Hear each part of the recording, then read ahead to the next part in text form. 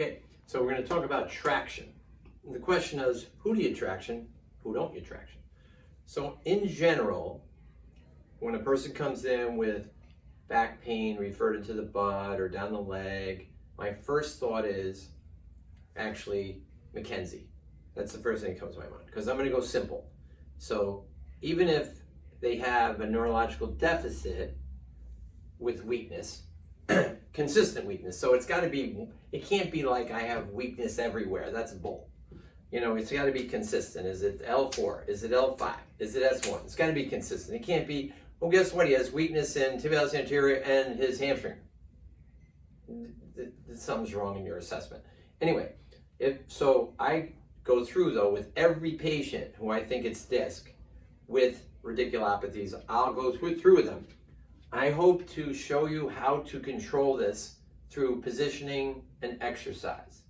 And if we can, that's that. But let's say best case, worst case scenario, if you have weakness in particular. I'm going to give you 1 or 2 treatments to control this thing or change this thing. If not, I'm going to traction. And if I go to traction, my best results come from daily. So I'm going to want a commitment of 7 to 10 days right out of the blocks. I know it's a big commitment, but in 7 to 10 days, you know I can get you better or not. I think that's worth it. So that's my go-to. And then I do the picture with them with the discs, the nucleus pulposus. I do the cartilaginous ring on any layer. Then I tell them over the years, they've developed these fissures, and now that the nucleus pulposus has kind of hedged back towards the end, and you might have this little bulge, which we want that going the other way. And so I tell them about pressures, and when I bend, it goes this way, so that it's like a cracker with jelly if they're young, 30, 40. Me, it's like toothpaste, you know. But anyway, or thicker. And so some people say crab meat later, but that's when it's hard. So the cracker, you go like this, it feels better. Oh, it's open, it feels so much better. Well, guess what? It's filling in, so then you can't get out of the chair. So I try to anticipate, actually without them even telling me things, what's going to happen. And then they say to me, after I examine them, they go, oh yeah, it is tough to get out of the chair sometime. I can't explain that. Well, now you've already answered something they didn't even share, so now they really have confidence in you, like more confidence. They're like, holy shoot, this person really knows what they're talking about. So I have a process. So I go, best case scenario, I'm going to teach you. You're not going to sit more than 35, 45 minutes, 45, 60 minutes. You're going to get up. Preferably, if you have an office, you're going to lie on your stomach for 5 minutes or more. You want to move the pain up, centralize. If there's one thing you can remember, I want that pain moving up, or the intensity diminishing and moving up. Those are my 2 keys.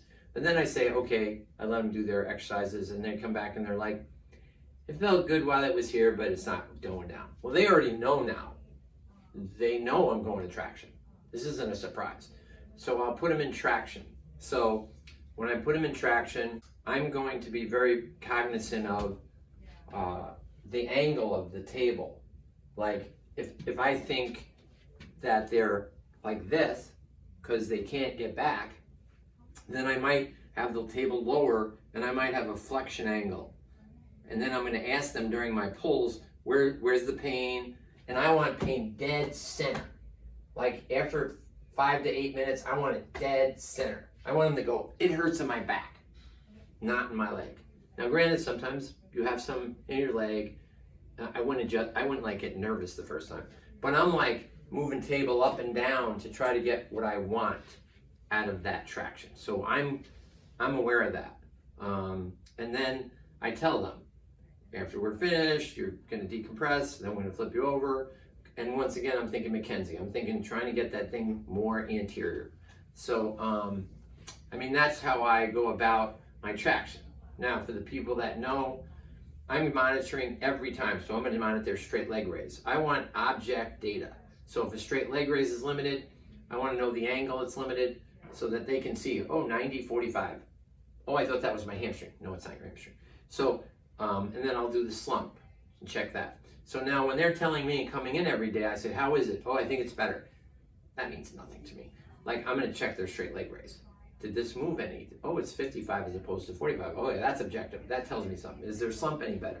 You know, is their weakness any better? So for me, I'm monitoring every time, because if you can't get into the let's just slap them in traction, let them go. I hope they're better, and then they're telling you they're better, and they're not. And then before you know it, 5 days pass, and their straight legs is the same, their slump's the same. Well, you should have been monitoring that. So that is what really should tell you stuff. If it's not changing in 2 to 3 visits, then I'm thinking of longer, because I do 30 minutes. I might start 15 the first time because I want to get used to it. I might choose the angle more. I might choose more weight. That's my first 2 I'm looking at. If it's an older person, so 60 and older for me, I'm actually thinking intermittent in the beginning, because I don't know, we're so tight as we age, and I worry about the ligaments being pulled and that creating pain receptors that create new pain.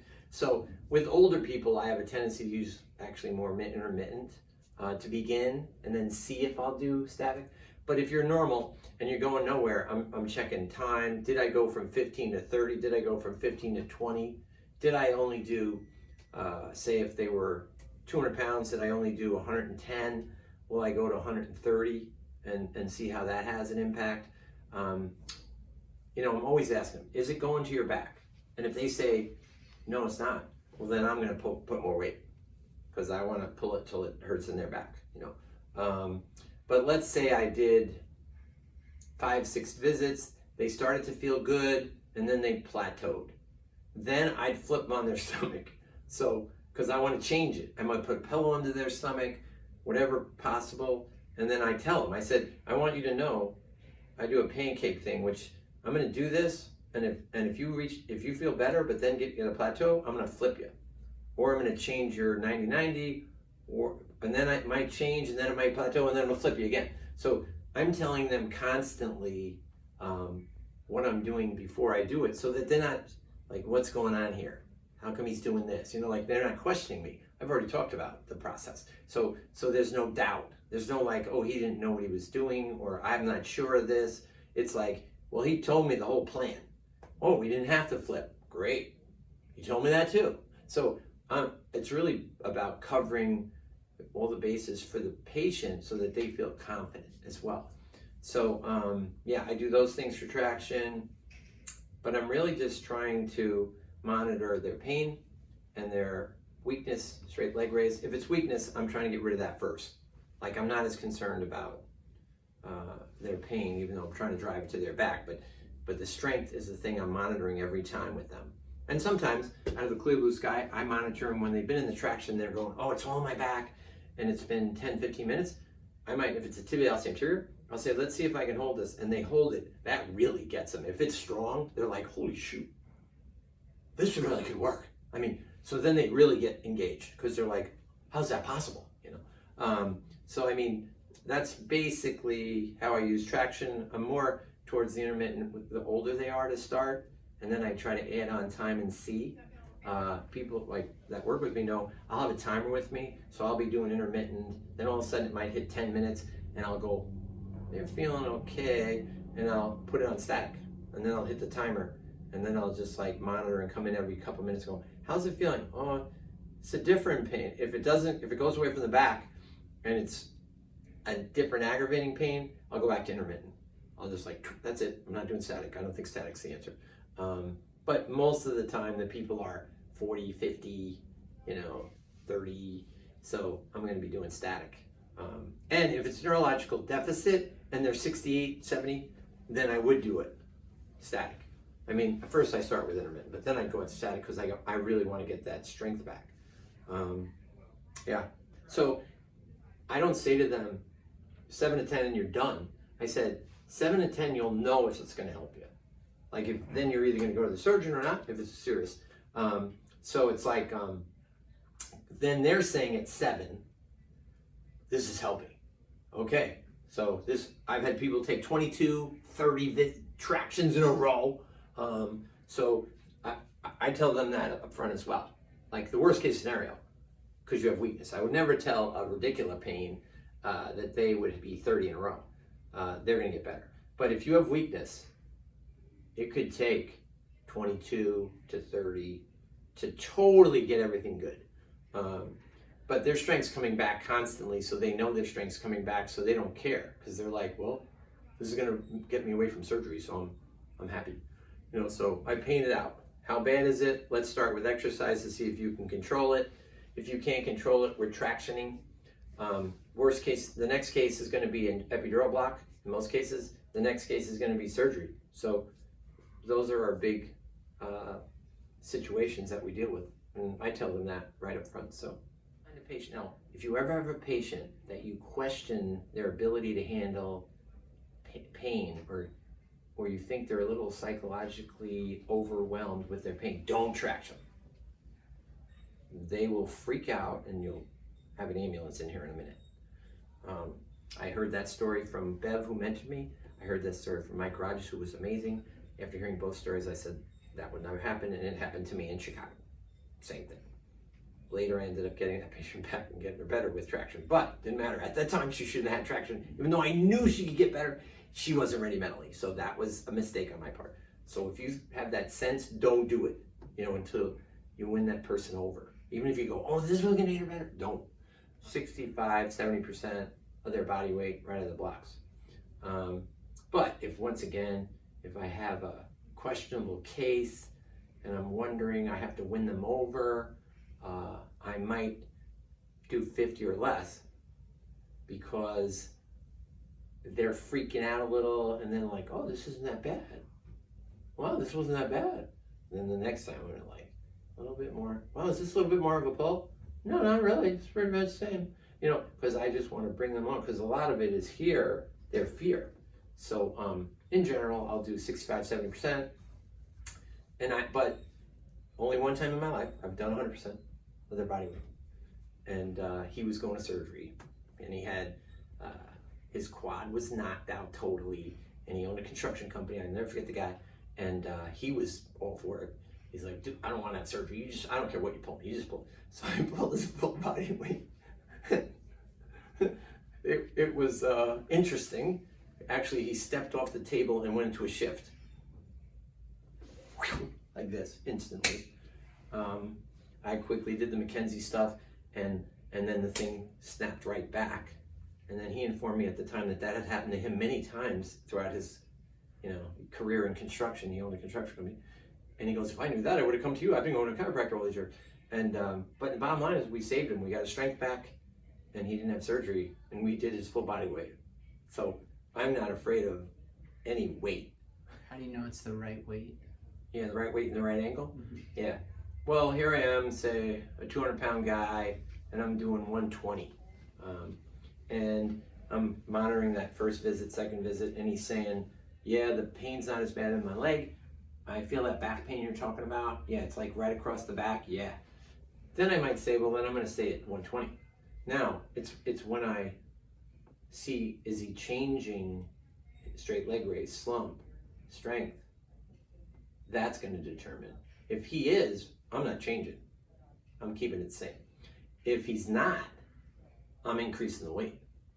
So, because as I pull more, and don't be surprised, the patient notoriously will say after a couple visits, like, is this the same amount of weight? It doesn't seem like it. It seems lighter to me. That's a great sign. I'm going to increase the weight. Yeah, because they've adjusted, they're comfortable, and then I'm pulling more. I put it on the person first, which some people put it on the table, which is okay with me. I don't care. So I just put it on. I put this hook on, tighten it down, make sure this is coming through. I don't know what this is going to look like on film, because you see me when I'm tightening these things on with women and stuff.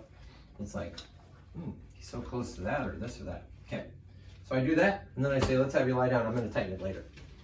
So then they lie down. Now, I'll have them up as far as possible. Plus, this strap here, you got to make sure it's tight. But go ahead, slide up. Slide up, slide up. So here's where the crazy part occurs. He's tall, so you don't have to worry. Shorter people, you'd have some difficulty. I would have to release this first to get it lower. But so like, he comes, so I just push this like this, and I got that like that. Then I release this, and now I'm gonna make this a little tighter. And I'll tell the people, some people think I'm trying to take all their air out of themselves and they're gonna have to like die because they can't breathe. And I just say, try to relax, and I make this tight. Then I make sure this is, so the reason I did the stand up, now it's in the middle, which is perfect. Then I put this here, then I get these, I put them here just to put some release on that nerve, sciatic nerve, if you think it's that. And then I pull a little bit, and then I retighten. There we go. Then I get the traction ready, but I start, if they're not too bent over, I'm going to start with a straight pull. So I'm like raising this, raising this, raising this. Then I put this here, close this, and then I'm like a little bit more. Yeah. Now you have to figure out if you have to do the bigger pads or 90-90, but I would say I do 90-90 like 1% of the time in my life type of thing. Now I do use it though. So then I make this static, or you can do intermittent.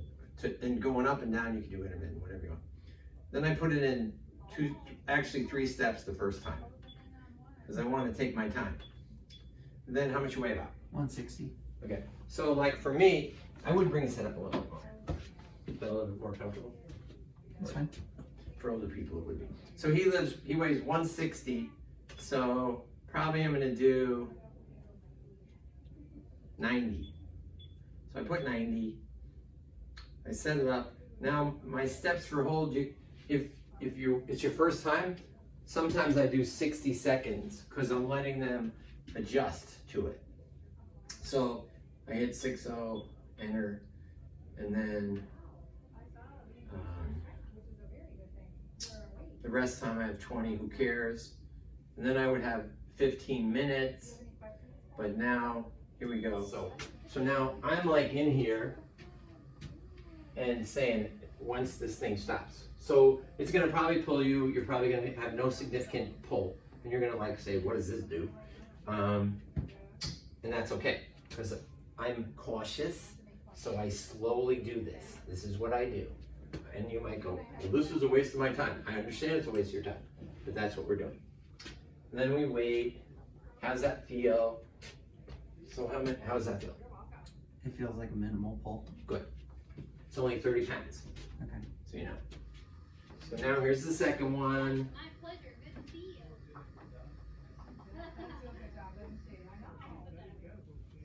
A little more. Okay, where do you, if you felt it, you're okay? Not too big, or is it a lot? Does it feel a lot? No, it's somewhere in the middle. Okay. Like it's pulling, and I can feel that it's pulling. Mm-hmm. Yeah. So if the person said to me, yeah, that's a lot, I would lock that down. Okay. I wouldn't go past the 50% of body weight. Okay. Because then I would say, okay, we're gonna put you in that, and then we'll see how you do, and then you'll let me know. Because a lot of times the patient will then say, well, I got used to this isn't pulling. Okay. So here we go, that's 90. Okay. That's more than half your body weight. Okay. How's it feel? Not bad. Yeah. Yeah. So granted, you're healthy, but see, so people with numbers and weights, it's not that bad. Yeah. You know. Yeah, it really isn't. Yeah. And but people think it is because they hear weight. Oh, 90 pounds. Wow, you gotta be kidding. Yeah. But so then I'm saying, where's your pain? Well, it's still in my leg. Okay. I just want to know what's it. I would say, what's it in your calf? 5 out of 10, 5 out of 10, whatever. Okay. In 5 to 7 minutes, I'd say, what is it? And they'll say, 3 out of 10.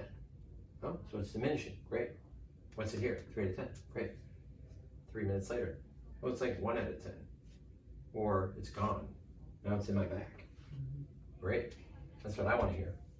But then I'm saying, my next visit, I would do the same amount of weight, same angle, with 30 minutes or 25. If you're not sure, 25. But if not, I go right to 30. Okay. And I'd say, okay, now I only did 15. I like 30. But the first time someone comes, I'm like, I don't know if they can handle it, and then I do 30. Okay. Years ago, this is totally personal preference. When I had traction years ago, the first time the table moved, it freaked me out maybe I can't remember if Bev told me or what, but and I felt insecure and worried. So this is a personal thing, you know. So I didn't feel comfortable. So the next time I said, "Could you just leave the table locked?" And because they did this for supposedly like resistance, like so there'd be less resistance on the patient. So the table just goes. Well, I felt more secure with the table locked. So then I just made it for me. I just always, so I don't care if you don't lock it, but I just never felt comfortable at my personal self. But if someone came in and had traction and had success and they said, oh, it's better when they release it, I would release it. But if you said, how many times have I released the table in 37 years? If I did it 5 times, I'd be surprised. Don't get up yet, but yeah. Yeah, so then I just released this. Push that back. I'm gonna lower this a little bit just in case by some chance they get up. But they're not gonna get up for 5 minutes, so I'm gonna roll them over. Why do you have them lie there for 5 minutes? Like a decompression time, you know, just like I don't want them moving quickly because I don't know what exactly happened. And it's kind of like, as I showed you on the shift at one time, if it goes, stand there for 5 just for stability purposes. And I actually saw that happen not by having them stand there for 5 one time. The person just went right back, you know. So I just want you to, I have no idea what exactly went on during that 30-minute or whatever time. And I just want you to relax, wait. And then we're gonna try to get you to flip over. So I always say, you know, as long as it takes, do whatever you want or however you want to do it, but try to get on your stomach. And then I was like, why do you say that? Well, I have no idea if you're gonna be able to move well. I really don't. Yeah, most people do well, but there's the people that don't. So I'd rather address the exception, because if you address the exception, everyone else feels better about themselves that they can do it. Yeah, so then I would take these off, and then say he was on his stomach, then it wouldn't be as bad, but since he's on his back, I'd say roll on your side always, always, always, always for the rest of your life, and push up with your arms. Yeah. And then if I'm really into educating, I get them the book on biomechanics of the spine. I get the things I tell them to put on their refrigerator, which shows the disc pressures, you know, when you're in this position, yeah, sitting. I'm sure you've seen it. And so that they don't realize sit-ups do what they do. They don't realize that bending over to get something does what it does. But then there it is. Put it on your refrigerator like your kid's picture so you can see it.